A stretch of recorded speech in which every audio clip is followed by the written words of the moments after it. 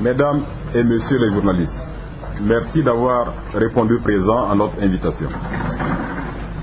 La présente conférence de presse porte sur la vie de l'UPC, dont les restantes actualités sont les décisions du secrétariat exécutif national, SEN, et les préparatifs des élections municipales du 22 mai prochain.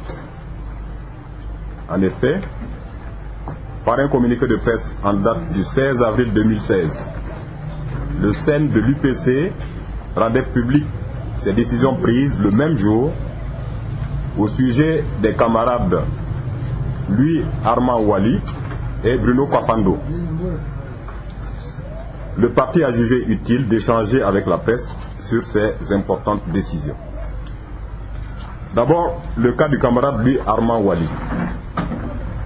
En effet, le camarade Louis Armand Ouali, deuxième vice-président de l'UPC, a été suspendu du secrétariat exécutif national et son exclusion a été proposée au bureau politique national, conformément à l'article 63 du règlement intérieur, au motif de violation des statuts, du règlement intérieur et des principes du parti. Cette décision intervient suite à une série de conduites qu'il convient de rappeler. La dernière participation du camarade Ouali à une activité statutaire de l'UPC remonte au congrès d'investiture du candidat du parti tenu les 27 et 28 juin 2015 au Palais des Sports de Ouagadougou. Depuis lors, il a brillé par ses absences chroniques aux sessions du SEN, du bureau politique et aux autres activités du parti.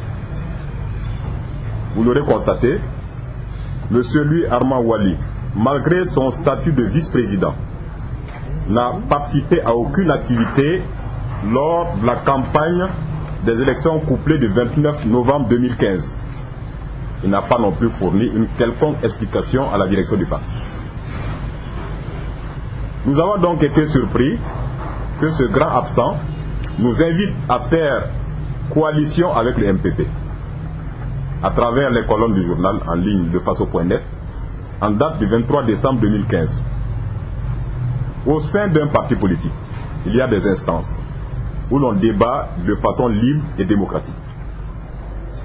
Ensuite, que M. Ouali se démarque de la ligne sociale-libérale de l'UPC, cela nous étonne. Car c'est au cours du congrès ordinaire des 21 et 22 juin 2014 que cette option a été faite par l'ensemble des participants. Le camarade Louis Armand Ouali y était présent. Il ne s'y est nullement opposé. Mieux, lorsqu'il s'est agi d'envoyer un représentant du parti au Conseil national de la transition, il a vite fait de se porter volontaire pour défendre les idéaux de l'UPC. Mais durant tout le mandat de la transition, il est resté inaudible et invisible et n'a rendu de compte à aucune instance du parti. Ces agissements qui ont suivi ces absences violent les textes de l'UPC et font preuve d'une volonté de nuire au parti. Maintenant, le cas de Bruno Kafando. Quant au camarade Bruno Kafando, il était jusqu'au 13 février 2016 secrétariat général de la section UPC du Kadiogo. Depuis le 13 juillet 2014 qu'il occupe ce poste, il a étalé une incompétence notoire à fédérer les militants, à prendre des initiatives et à faire fonctionner normalement le parti dans le Kadiogo. Toute chose qui a eu pour conséquence la dissolution du bureau qu'il dirigeait en assemblée générale et la nomination d'un nouveau correspondant. Tout comme M. Ouali, M. Kafando n'a pas battu campagne lors des dernières élections. Il a en outre écrit un soi-disant livre blanc sur l'UPC, un document truffé de contre-vérités. L'UPC est passé de 19 députés en 2012 à 33 députés en 2015, même s'il n'a pas atteint l'objectif de gérer le pouvoir d'État. Il n'appartient donc pas à des individus, fussent-ils membres fondateurs, de critiquer le bilan dans la presse sans l'avoir fait au préalable dans les instances du parti. Chers amis de la presse, vous avez maintenant une idée de ceux qui se réclament gardiens d'un prétendu temple. D'autres cas sont à l'étude au sein du parti. En tout état de cause, tous ceux qui se seront rendus coupables d'actes d'indiscipline vont suivre la rigueur des textes du parti. La compromission n'a pas de place à l'UPC. Que les militants demeurent donc sereins et poursuivent leur marche triomphale vers le vrai changement. Les organes dirigeants du parti sont vigilants et prêts à prendre toute disposition nécessaire pour faire respecter la discipline du parti et défendre ses intérêts contre toute tentative de déstabilisation.